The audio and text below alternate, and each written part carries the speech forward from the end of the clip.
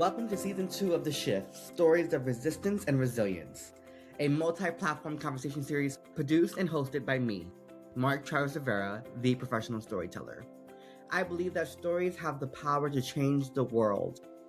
Through honest conversations and powerful storytelling, we explore how people challenge systems, shift narratives, and transform culture, creating a more inclusive, just, and liberated world in our lives and in our work.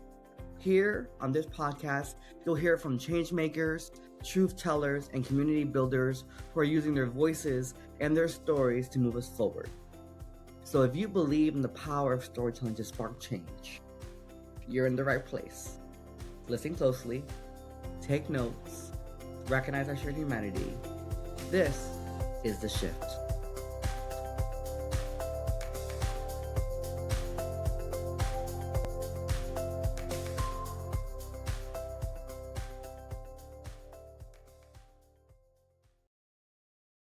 Hello, everyone. Welcome back to The Shift. Season 2 has just blown my mind with the amazing storytellers, leaders, artists, and creative badasses I get to be in conversation with.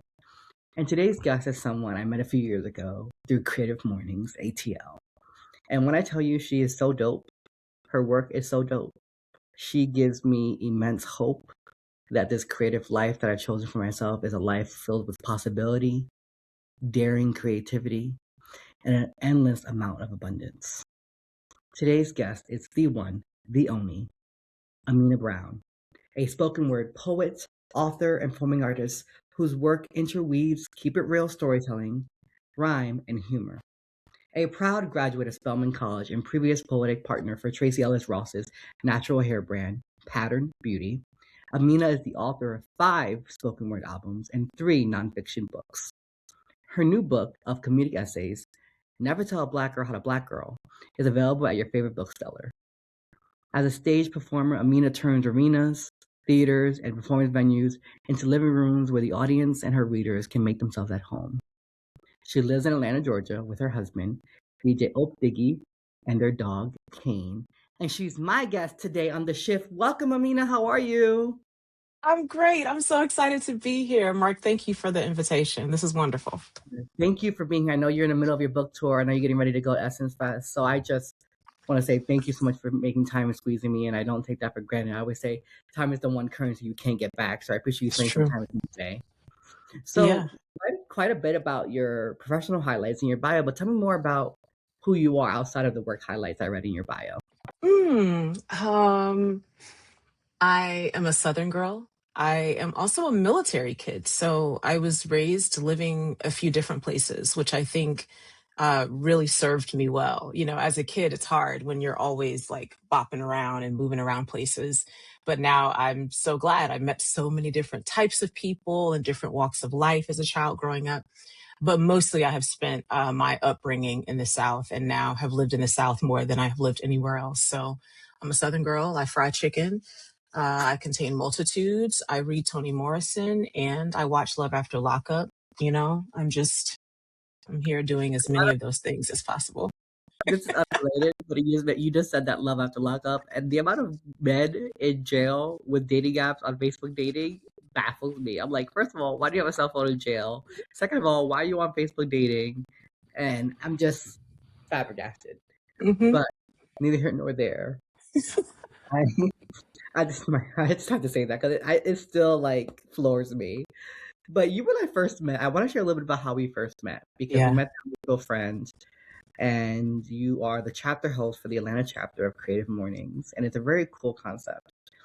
And I remember in 2023, I was asked to come speak about Pride, and it was I had posted a video about Trump, and it was around there was so much going on politically in 2023 or 20 was it 2023 or 2024? I I can't think it remember. was 2023. My mind is wanting to say that's right. Yeah, 2023, Yes. 2024, around there. And I just Hmm. remember I had posted something on Instagram, and for whatever reason, it blew up. Like, you just never know what's going to blow up on social media. But that one blew up. And for the first time in my life, I had to worry about my safety. And in the years since, we have Charlie Kirk and all these things happened. And I remember calling you, and it's my first time I ever had to do this as an event organizer and say, hey, should I be worried about my safety? Because this is a very public event and a very queer venue. We're doing it Lips in Atlanta. And you and your husband just made me feel so secure and so safe. And you were also the moderator for our fireside chat. And I just loved it so much. And I just want to thank you for all the ways you show up for community, and for all the ways you showed up for me in that moment, especially. So, Looking back on that, to me, it's like these are you the question you were asking me, it's a I don't want to say like a bare minimum, but in a way I mean that. It's like to make sure that folks are safe and feel safe. That should be like our basic foundations of what we're doing and how we're doing what we're doing. And I appreciated you asking. And also, the thing about doing an event like Creative Mornings, this is my first year having transitioned leadership now on to our new chapter hosts. So I oh, was leading the chapter for 5 years. And one of the things I learned, which was also true in how you and I connected, is you're doing this community event. It's a free event. You are asking brilliant people, well known people, in the city and abroad to donate their time and their space to you. And the particular month that you and I were in conversation, to be at Lips, for Lips to have offered their space to us at no cost, just to say, we'd love your community to come in here and be a part of what we have going, for you to yeah. agree to be a speaker Yeah. pro bono. And you are a speaker who gets paid well, when you go places, for you to say, I love Atlanta's creative community this Mhm. much. Pride is that important to me.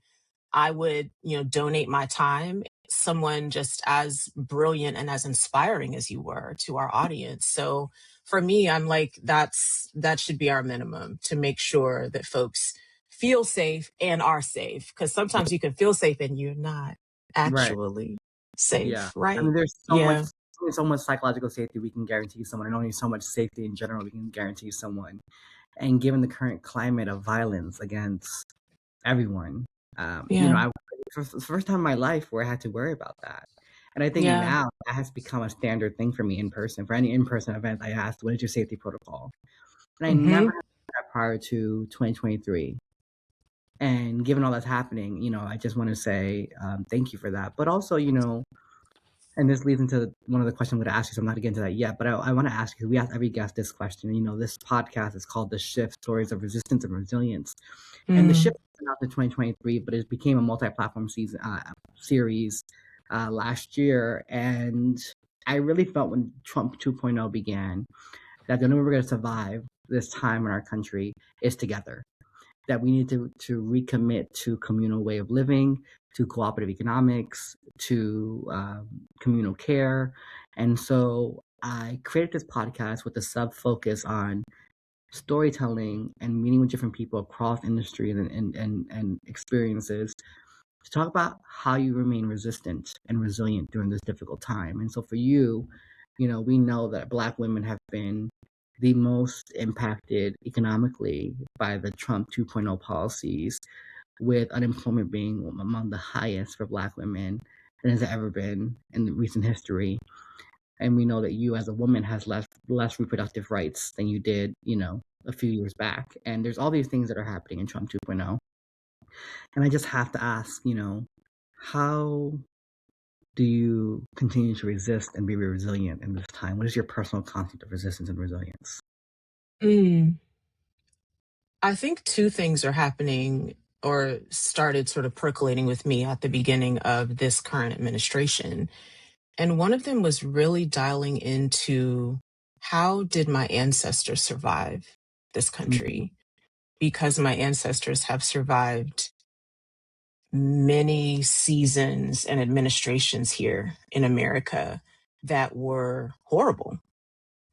And it's sort of me trying to tap back into that ancestral knowledge to me. And a part of how my great grandmother survived is she sang a lot in her house. She had certain, she was a church going woman, so she had certain hymns and things that she sang. Some of our ancestors lit candles, some of them cooked certain things. There were just certain things that they kept up um, as routine, as communal activities to do as well, that I think really carried them through. And I've been paying a lot more acute attention to that. And some of that, Mark, which is really a part of how you and I connected in the beginning, is also, and I know we hear people say it, we all we got, but it's really true. Mm. We really have to be in community with one another. And so I think my community, my family, my people I've chosen as family, my people who are doing creative work. And I know you're in your zone and I'm in my zone, but we're both like wanting to put out good things out into the world, right? And so it's all of those moments of just really connecting with each other offline, to be honest, because we know there will be quite a few things that we may want to make plans for or talk about, et cetera, that Yeah. online may not be our best place for all of that. We might need to be in each other's homes or meet in person for some things, right? So I think for me, it's the ancestral knowledge and remembering that, and it's also engaging in community as much as possible. How do we care for each other? For those of us who are without work or less work, how do we share meals? How do we gather our resources? If there's a gig I know that's paying and I know someone who's a good fit for it, how do I make those connections, right? So for me, it really is us. It Yeah. really is the us that are concerned and have care for people's freedom and for people's liberation. It's us doing it together to me. Yeah. I guess so. I mean, I cry almost every episode. That's not, if you watch the podcast, you know I'm a crybaby. But something you said that felt so resonant was my ancestors have survived this country and many administrations before. And I recently got a chance to go to Puerto Rico, which is, I'm Puerto Rican descent, and to go back to the island for my 35th birthday, and to go back a month later for work and be fully myself and reconnect with an island that for many reasons was denied to me. Right. And understanding that I come from a long and strong lineage of people who Hmm. have endured, who continue to endure at the hands of the U.S. government, right? What's Hmm. happening in Puerto Rico, the water crisis, the economic, the infrastructure, the power grid crisis. It is both tragic and also a testament to my people's resolve and to their resiliency. And for me, when I think about someone like you, I think to myself, my prayer for you is, may the universe continue to protect you in every space you enter, because you are such a light and you have so much to offer to this world. And to do what we do, to be the storytellers that you and I are, in particular how we do it, is to bear so much of ourselves, and to do that in a country that has shown you time and time again that they do not love you or care about you in the same way. I mean, that takes a level of resolve, a level of knowing, and deep, deep grit. And I'm just thankful for you every day for the ways you show up for us. And to you, Mark. Well, after ever since our first time Yes, connecting, it was handshake yes, emoji. yes. We was love at first Zoom. And I remember our first conversation was, "Girl, this money shit is weird as an entrepreneur." And I was like, "Oh, we can have real talk. Okay, we're gonna be fine." Exactly, because the humility for me, Mark, of having to go to so many brilliant people like yourself and say, hey, do you want to come talk at this community event we're doing, and just for nothing, just Yeah, because we don't have money, will you, just the humility of doing that. And yeah, then the huge generosity that I experienced from you, of you saying, I do know I'm supposed to be paid and I am normally paid, but for you in this community, yeah. 20 minutes. Yeah. And it was a little longer than 20 minutes, but I was there. But yes, that's what I'm making it. But that is what showing up for community means, right? Because you and I met Yeah, through a mutual friend or mutual associate, and there are certain people in my life, and you're one of them now. You hit me up. The answer is never gonna be no. It's gonna be yes when yes, but I can't right now, right? Because there are hmm, certain things to show up for, right? for And sure, for sure. one of the ways I balance being a creative entrepreneur and manage my time is, I always tell people this is the actual cost of booking me, but every year I do 3 at no cost to me engagements, Right. right? So you all covered we rearranged my travel there and from Lips, right? You all let me sell books, right? And so all these things were happening. And so I did that because for me, there are causes and people I want to give back to, right? Right. And Creative Morning is a very special community, and it was like even more special under your leadership. And so for me, there are certain people you just got to show up for, and It's true. you know, and just like you showed up for me today, right? Like this podcast interview, we kept trying to coordinate, and there was a lack of communication on my side for my team and the transitions, and you were so gracious, and you're like, yeah, I'm gonna make this happen before I go to Essence Fest, right? You're in the middle of your book tour, and so. There are certain things and I don't pay my guests to be on this podcast, right? This podcast is a bit Right. To be clear. yeah. So like this is a reciprocal relationship here Yeah. around, right? And it serves two purposes, right? It helps support each other. Yeah. But also I want to talk about your amazing book, which I don't have the physical copy yet, y'all. We had to scramble I'm to I'm get I'm this. gonna hold it. I'm gonna hold Yes, it up for Mark because I do have one here in my office. love the colors, love the cover. And you in your new book, Never Tell a Black Girl How to Black Girl, the phrase black girl functions as both a noun and a verb throughout the book, as you explain in the introduction. Where did the idea come from, and what does it mean to you to be a black girl or a black woman? I don't know. How do you versus like the I'm yeah both. I think there are ways as black women that we use black girl not as like if you take black away from that and you just are thinking about girl to woman, then some people only use girl as a reference to someone who's not an adult, right? But I think in sort of like black girl universe and in some other cultural universes, girl is a term that could be for someone who's 6 years old and be for someone who's 56 years old because you're not saying, okay, little girl, let's go to the playground. You're saying, girl, is that the right bra? yeah Like you're yeah saying, girl, are those colors good for your skin tone? You're yeah. saying girl to, Girl, you various should be and that girl, right? Oh, list, okay. Like, and I also love about the way that black women use the term girl is like it can have these like beautiful celebratory ways you say it. It can have a way that you're like, girl, like you're concerned. I yeah, also love, especially for those of us who are living in the South, I love that girl is like a gender neutral. Like a gender neutral element to girl, like you could have a conversation with certain people. yes, Yes, yeah, especially in queer culture. It's like I could yeah, be calling you girl and this is what we doing now. yeah, Girl, and for some parts of us in the South, the pronunciation of man being main, like MANE, also gender neutral. We just here doing all yeah, the gender neutral terms. But yeah, for me, I was interested in exploring and I'm curious to see if you would say this too in your experiences of queer culture as well, um, and how like our identities sort of intersect. But I was curious about even when we belong to a particular people group, right? There are different ways that those of us inside of the people group do various things. And sometimes there are multiple right ways to do that particular thing, right? Like if you think in your own culture, about a food or a dish that you might make, right? Well, among all the various peoples in that cultural group, there may be 12,000 ways to make that dish, and they are all right yeah, ways, right? And so I wanted to explore what does it mean when there are all these different corners and pockets of a culture that we come from. And for me as a black woman to think about what are the ways we black girl as an action, as a mm, verb, and how vast those can be. I might have a certain way because I grew up in the South, but another black woman might have a different way because she grew up on the West Coast, right? And those are just like, different sort of sub identities underneath our identities too. So I wanted to explore that and I wanted to explore it comedically and see like what's funny about some of these experiences too. Yeah. for sure. Yeah, there's definitely a comedic forwardness in this book that I love in the excerpts that I've read, and you know, you're also known in the spoken word community.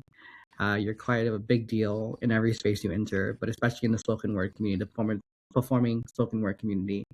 And you've performed across stages and venues all over. And I'm just curious. This is me asking as a writer because I'm just curious. What does writing essays give you that the stage doesn't, and vice versa?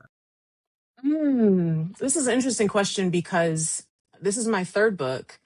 And in each of the books I've written, there's always a relationship to what I'm writing to stage. And I Mm, think in my first two books, I was sort of more developing the stage part as I was writing the book, mm, right? mm. But there's been an almost 10-year period between my last book and this one. So I was on stage a lot more than I was writing. So there was this interesting thing in this book of thinking about how you tell a story on stage and like reverse engineering that to live on a page without you. And I know you get this as a stage performer.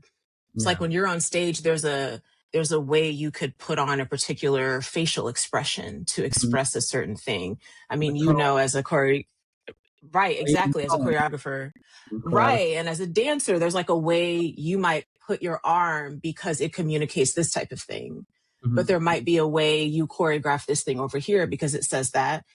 And trying to reverse engineer what you're doing on stage, sometimes what you're doing on stage without, because you're so present in your body, you're not always like thinking about it in the way we do when we're writing. So it was an Mhm. interesting process to go, well, here's a story that I've been telling on stage this way, but it can't live in the book without me exactly like that. So I actually Right. needed to take those components and then I've got to give a little more context, right? Because when you're on stage, there's a way you can kind of make a face and people might laugh just because you made that face, but in the book pages, or even if Yeah. people are listening to an audiobook, they don't have your face, they don't have hand gestures you might do, they don't have body language to view. So you've really got to make a story live on the page. And that was an interesting process to take things written for stage and put them on the page. Oh, Then wow. there were some things that weren't going to translate both ways. There are some stories I told on stage that didn't translate well into essay form. There are some essays I wrote in the book that won't translate well for stage. They're just better to be read or better to be listened to in a way. So it was this interesting dynamic of me trying to assess, like, what have I done on stage that I want to put in this form? And then Yeah. discovering in the writing process of the book, what are some stories I've wanted to tell that I didn't tell on stage? And how do I want to write about that? So that was a fun kind of writer surgery, I think. I love that. Wow. Yeah, I was just so curious. 'Cause I know you do both. Cause I don't do spoken word or slam poetry. Right? I just read my pieces. So it's a little bit Yeah. different. I read it with some swag, but I just read it, right? Like I'm not a spoken word slam poet or anything like that. But I do read my poetry, and so how I read something is definitely going to be different, right? Even when I do public speaking, the way I speak is very pastoral. It's very in everyday life. I speak very fast, very Caribbean. But then in my professional speaking career, I'm slower. There's more of a pastoral cadence. I use the use of repetition and body language is very different. Yeah. And so, yeah, but I never thought about like how do I take something I do on stage and turn that into a book. So I think Hmm. that's so fascinating that you kind of reverse engineered it to see what would land. And I'm so excited to keep reading and to dig deeper into the book. It is you have to order the book, y'all. I'm gonna make sure we add the link to her book and all her social media, her website in there. Do not order the book from a major conglomerate. Order from a local bookstore, independent Yeah. bookstore for you or around you. It's more important than ever. Like when we talk about economic community, economic living, and cooperative economics, we need to talk about how we support small businesses that often are led by minority-owned businesses, and we need to give back to those small businesses in a time when convenience cannot, we can't afford for convenience to trump our community right now. We know, I Right. hate using the phrase now that the word Trump is used, but like we really have to support each other. Um, I wanna, I wanna jump into something a little more charged of a question. Okay. Okay. And given where we are right now, first of all, you and your husband are two of my favorite people. You are both creative forces in your own right. And in the book, you talk candidly about your interracial marriage and how differently it would have been scrutinized if you'd met after 2016. I believe love is love, you know that, and we should all have the rights and protections of marriage, whether we're queer, trans, disabled, interracially dating. How do you both navigate this moment right now in time, given the heightened racial tensions and overt attacks on Black women from the current administration? Um, I think one of the things that I'm really grateful for in my husband is that, how can I describe, I'm trying to, like, I feel like I have a thousand things I want to say related to this question. So it won't be as organized as my brain wants it to be. But I think in part, when whatever era you are in an interracial relationship, particularly if you are a Black person in a relationship with someone who's white, there are there are always dynamics there to be discussed, you know? And I will say, we've been married almost 15 years, which I Yeah, talk about in the exactly. book. Yeah, Yeah, it's been almost 15 years. So imagine that we were in, the Obama era. I mean, the biggest scandal that was happening at the time that we were dating and about to get married was President Obama wearing a tan suit. So like the vibes were just not to be clear, not that America wasn't still a racist place, because right, we know right. that it You're fine. was, right? Both racial Yeah, after him getting elected. all those dynamics were still present here in this country, but the vibes, the era, all the change, all the hope. And I will say, when you're in a relationship for a long period of time, inevitably one or both people change Yeah, and evolve. And when my husband and I entered our marriage, we were both very religious because we were both raised in very religious families. We both grew up in evangelical churches. We were getting a good bit of our information about race from those environments. I was working at the time in very white, conservative church spaces. So there were elements where, probably I would say, we both had some sense of awakening over the time of this marriage. And what I'm grateful for is that we both were having awakenings at the same time, even if they were in different areas.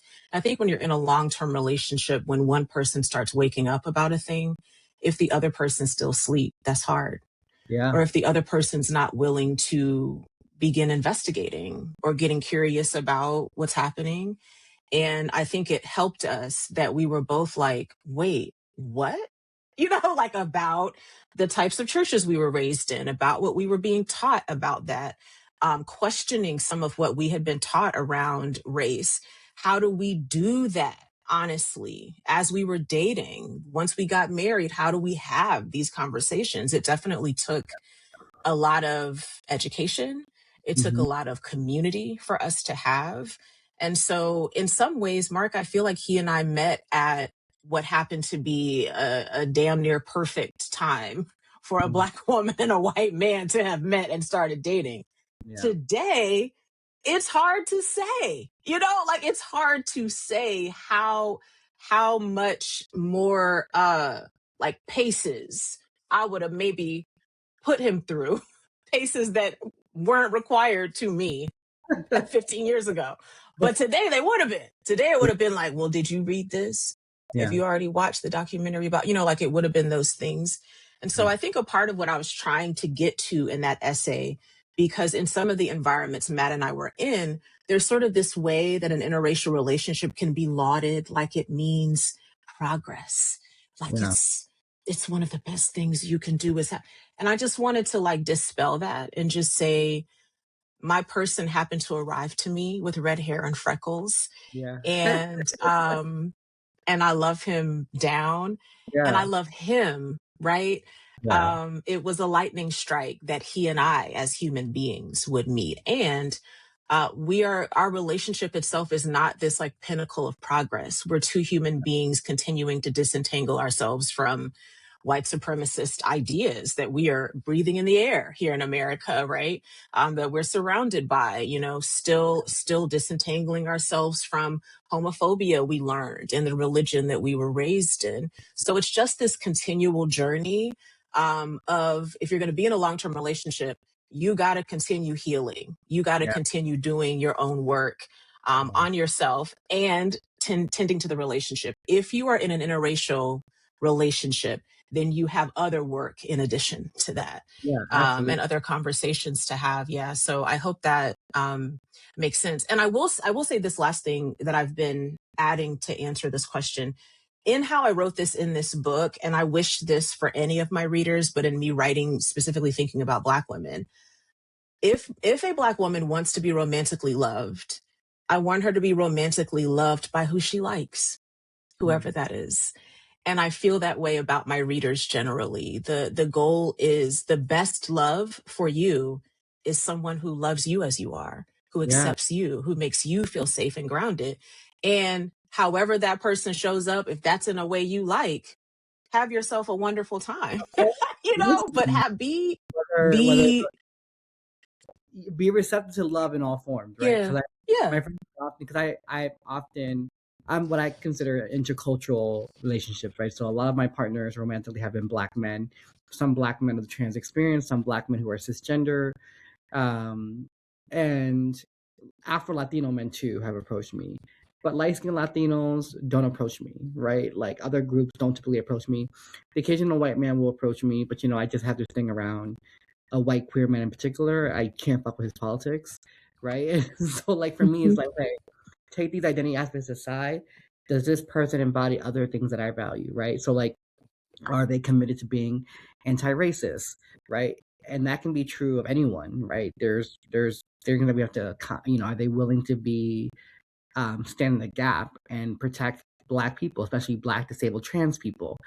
Are they committed to being conscious in their capitalism, how they engage with capitalism? Are Mhm. they being aware of how they show up? Right? Are they sweet? Are they thoughtful? Do they write me handwritten notes? Right? All these other things that I have to go through in my list, right? And less has it become about the physical look, and more it's become about the character, especially as I've gotten Yeah. older. And there are some things like you have to be intelligent, like you have to be smart. You don't have to have a college degree per se. I don't equate intelligence to degrees, but you Right. have to have intellect, because if you can't stimulate my Hmm. mind, it's over, Can't. right? You can't. You can't. Exactly. You can't. Like someone I'm chatting with sent me a handwritten note, and I don't check my snail mail inbox too often, and I saw that, and it made me just so smitten. And he's like, "I know you like." Yes. He's like, "I know you like handwritten notes, and so I sent you a handwritten note." And I was like, "Oh, like," and he happens to be really, really smart, and that's like, ah, and Yeah. so it's a beautiful thing when love can show up for our lives. And I just want to say, about your husband, he's one of the kindest, sweetest, funniest people I know, and he stands ten toes down for you, He like, does. right, and anyone that you care for and associate with, he's ten toes down. Hmm. And yeah, I remember at Dana's birthday celebration, he and I were just shitting the shit, and we have a sense of humor, and because I have a sense of humor that people don't expect, because my humor is like very witty, it can be a little dark humor, it can be quick though. You gotta, and and we just had a blast. And so I love that for you, and I love that for anyone who finds love. I Yeah. always say love will require, you know, collaboration. It will ask you to compromise in certain things, but you should never compromise yourself, Yeah. right? Hmm. I'm gonna Hmm. see in life where I'm not compromising myself. I'll compromise where we eat. Hmm. I might let you pick the restaurant, even though I'm not a big fan of this particular cuisine, but you really like it, so I'm gonna eat it for you, right? I may compromise in a swap color for a house, right? If we live together, and I may go back and forth around decor, right? There's certain things I can compromise with, right? Like if I know you don't like doing the dishes and I don't like throwing out the trash, if you commit to throwing out the trash, I'm gonna commit to washing those dishes, right? There's a level of compromise and care that goes into relationships, but a lover should never ask me to compromise who I am in my core. No, it can't be. And I've had people ask me, "Can you not be so out there with your life? Can you not write certain things about me or about your experiences with me? Can you not be so out there and so gay?" Bye, Like, bye. No, no. huh? Like If I, if hey, my light needs to be dimmed in order for you to feel comfortable, you are not my life partner. no, Full stop. no. And also, I don't want to be a workshop facilitator in a relationship. I think, especially when we're talking about intercultural relationships, someone asked me, how do you handle these things? And I'm like, the people that are in my life that are close to me, including my spouse, like they do their own work. They do their own work. Yeah, And absolutely. that is also what gives me the feeling and the sense of having safety in that regard. Yeah. and knowing that I can show up as my full self. And after we get to a certain age, Mark, we don't work so hard to Yeah. accept who we are fully, to Yes. be who we are. So it's like, I actually don't want to waste time with people in my life who want me to be a little sliver of me. I gotta Yeah. be all of the girl now. I work too damn hard, but so much money on therapy to be holding back now. Yeah. No. Yeah. Yeah. I love that. I'm so excited for you in this book. I know it's going to help so many different women out there, so many different Black girls and women, period, and also non-women. And Yeah. I think that to be human in many ways is very universal. And Yeah. I know the Black girl and Black women in my life and how different they are from each other. And so to have something like this, right, that allows and gives, not that they need permission, but gives them a representation of what it looks like to Black girl however you want a Black girl. Mm-hmm. Know? And I think that's so beautiful because too often I think we ask certain people to negate one aspect of their identity for another aspect of their identity, or we try to Yeah. devalue how Black someone is or how Latino someone is if they don't speak the language or they don't do a certain thing or act a certain way. And there is no monolithic experience of Black girlhood or womanhood or being Right. queer or being Latino or being disabled. And we should be allowed to be in our fullness and Yeah. not feel less than. And so I Yeah. hope this book reaches the masses, but more importantly, I hope it reaches every little Black girl that wants permission to Yeah. Black girl the way she Black girls. Yeah, I love and I was trying to write from this perspective, Mark, and I hope readers feel encouraged in this. I was trying to just acknowledge we're human. We contain multitudes. You Yeah. know, I'm Yeah. gonna I'm gonna listen to gospel music and Too Short, and Yes. that's a part of how In the same I it might happen in the same car ride. how I contain multitudes. I might have Mary playing, and next thing I know, Cardi B's in the mix, right? I can't control my music player sometimes. The playlist just be wacky like that, and that's okay. Yeah. And that's It's okay. what I want. It's what I want for my life. And I think for many of us, to the point of what you were saying, for many of us as Black folks, as queer folks, as disabled folks, there's a certain sort of silo that other other people and other forces outside of our community sort of have decided, well, you can only be that, Yeah. or you must be this. And the Yeah. truth is, we all contain multitudes. And for those of us, especially who are coming from marginalized community groups, it's like we need to be able to contain our multitudes, express our multitudes in however that looks for us. And that's what I hope what I'm writing here for in this book for Black girls and Black women, and for any other readers that read this, like, let us be open to our multitudes, in Yeah. some ways to our human contradictions. Like, I'm gonna want to eat kale and pork rinds. This is who I am Yeah, I now. would never want to eat kale unless it's well prepared because you have to do it right. You have to massage it. It's a lot. It's a lot. Mm-mm.